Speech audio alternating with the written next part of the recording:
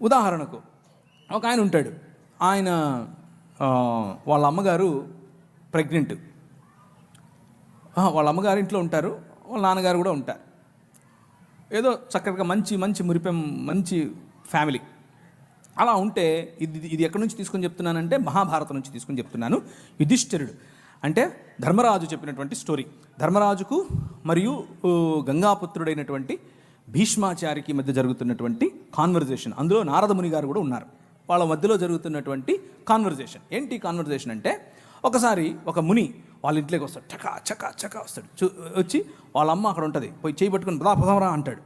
ఈ నుండి ఏంటి ఏంటి ఏంటి ఏంటి ఏంటి అయిపోతుంది నానా, ఆయన ఆపు అంటే ఆపకూడదు నాయన అన్నాడు. ఏంటి నాన్న, మా అమ్మని తీసుకెళ్ళిపోతున్నాడు ఆయన అని అంటే, ఇథ ధర్మ సనాతన అన్నాడు.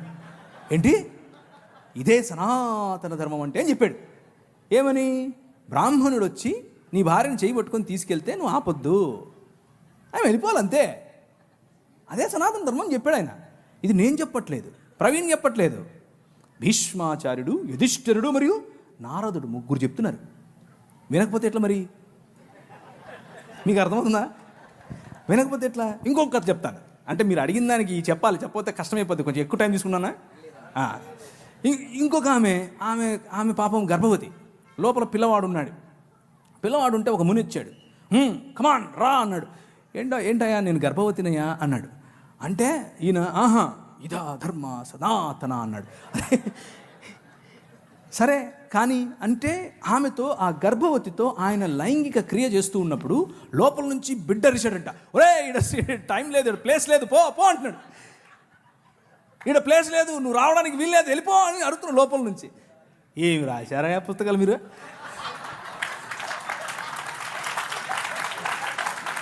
మీరు వచ్చి బైబిల్ని అడుగుతారా? ఏమన్నా ఉందా ఇది? అంటే ఎంత అన్సైంటిఫిక్ చూడండి.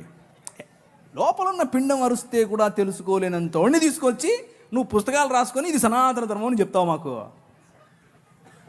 కాబట్టి Bible is a matchless book. Matchless. No science, no mythology, no Quran, no Gita, no anything can stand in front of Bible. Bible ఎదురుగా ఏది నిలబడలేదు, అంత గొప్పది బైబిల్. అది కేవలం ఊరికి స్టేట్మెంట్ కోసం చెప్తున్నాను అనుకోవద్దు. 24 ఏళ్ళు చదివిన తర్వాత చెప్తున్నా. 24 ఏళ్ళ నా కఠోర పరిశ్రమలో నాకు తేలింది ఇది. దాన్ని కొట్టేది రాలేదు, ఇక రాదు. అది బైబిల్.